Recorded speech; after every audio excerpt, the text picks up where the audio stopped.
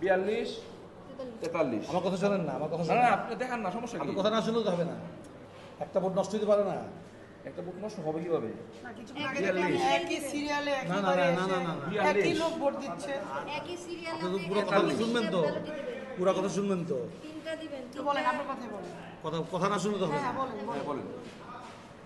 এই যে বাতাসে উড়ে গেছে একটা পেজ, আমি ওই পুরা মানে সাদা, আমার কোনো সিলসাপুর কিছু নাই উঠতে যেতে পারে না। সেটা কই?